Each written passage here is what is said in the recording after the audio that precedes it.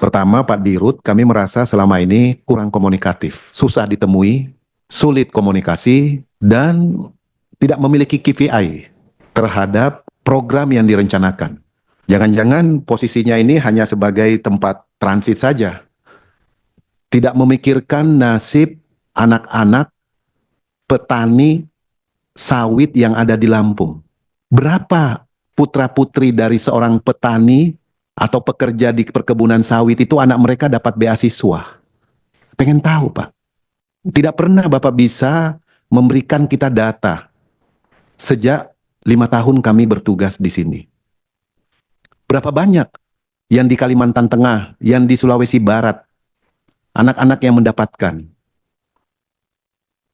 Bapak lebih pada kasir, menyerahkan ke Kementerian Pertanian, Dirjen Perkebunan, menentukan syarat dan term dan conditionnya tanpa memperhatikan kondisi objektif. Sementara dana perkebunan kelapa sawit Bapak kumpulkan. Jadi Bapak ini kayak main-main mengelola BPD ini. Yang problem ini bukan kelembagaannya, kok kelembagaan yang ditransformasi. Yang problem ini adalah kinerja manajemen badan pengelola dana perkebunan ini. Sosialisasi, edukasi, coba dibuka, Pak. Berapa volume yang dilakukan di provinsi, di kabupaten yang ada perkebunan sawitnya, dan berapa di luar itu? Saya melihat kegiatan BPD PKS waktu masih BPD PKS waktu itu, justru banyak di luar koridor, di mana anak-anak pekerja di perkebunan itu tidak tersentuh. Bapak bicara tentang produk turunan, tapi orang yang menghasilkan dana ekspor saja tidak tersentuh secara maksimal. Bapak selalu menganggap ini karena jauh dari sorotan, jauh dari ini. Kalau ada kebijakan strategis, Bapak bilang ada komite yang dipimpin Menko Perekonomian. Ya kan, selalu Bapak lempar seperti itu. Udahlah, kalau Pak Dirut udah waktunya, sudah tidak bisa lagi menentukan KPI ini lebih baik Bapak menyiapkan manajemen baru dan mengusulkan ke Kementerian Keuangan. Penggunaan dana perkebunan, Bapak menambahkan lagi hilirisasi di sini. Apa KPI-nya di hilirisasi perkebunan? Kelapa, kakao. Oke, sawit sudah jalan. Kakao dan kelapa.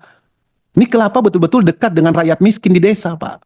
Tapi kalau KPI-nya tidak jelas, bagaimana mau merasakan manfaat keberadaan pengelola dana ini? Tadi SDM saya sorot. Kedua, hilirisasi. Di mana daerahnya? Yang Bapak jadikan piloting, hilirisasi dengan komoditi pilihan kelapa misalnya. Di Teluk Tomini, di dapilnya Pak Muhyiddin, itu sepanjang ratusan kilometer itu kelapa semua, Pak. Sudah berapa jangkauannya Bapak di sana memasukkan ini? Yang kedua, riset.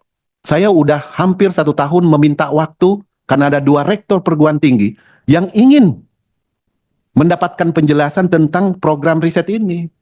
Nggak dapat sampai hari ini. 1 rektor Universitas Indonesia yang baru dilantik, kedua 1 rektor Unhas.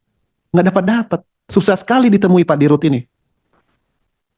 Jadi, walaupun program sudah pernah berjalan di riset UI, tapi mereka perlu updating dari rencana kebijakan ke depan. Kesibukan apa Pak Dirut ini? Apa di daerah terus? Atau di kebun sawit? Atau berada di kebun-kebun kelapa? Atau bersama pengusaha sawit menghitung setoran dana?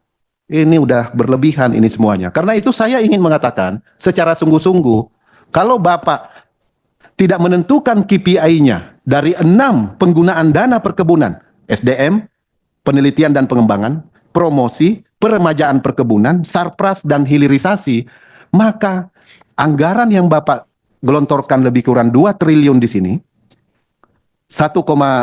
untuk 2025 ini hasilnya nanti tidak bisa kita lihat lagi pengembangannya. Nah, jadi 4 triliun lebih. Ini serius ini Pak Dirut. Bapak bayangkan kita ini berharap sekali Bapaklah yang menjadi penerobos dari kemiskinan di kampung-kampung dengan komoditi sawit. Tapi tidak juga, sekarang ada kelapa. Nah, kelapa lebih dekat lagi kemiskinan di desa, Pak. Saya minta tentukan lokasi piloting supaya kelihatan hasilnya. Kalau tidak, percuma lagi Pak masuk program ini. Yang terakhir Ketua, saya mau sampaikan yang terakhir sekali adalah menyangkut masalah promosi. Nah, promosi dengan 100 kegiatan. Ini juga lebih bersifat event organizer. Coba dilibatkan ekosistemnya Pak dalam promosi ini supaya berkelanjutan. Kalau tidak dilibatkan ekosistemnya, nanti berbasis serapan anggaran Bapak. Nah, bagaimana bisa Badan Pengelola Dana Perkebunan bisa menjadi faktor pendorong mencapai 8%? Itu yang saya maksud KPI. Di sisi mana Bapak mau buat dapur makan bergizi di perkampungan petani pekebun kelapa? Bagus sekali kalau Bapak bisa bikin 2-3 sekolah dasar sebagai piloting dan seterusnya. Nah, faktor BPD di mana bisa mendorong 8% Pak? Pastilah sedikit. Mungkin 0,001 Bapak partisipasinya. Tidak apa-apa, tetapi kelihatan dan nampak.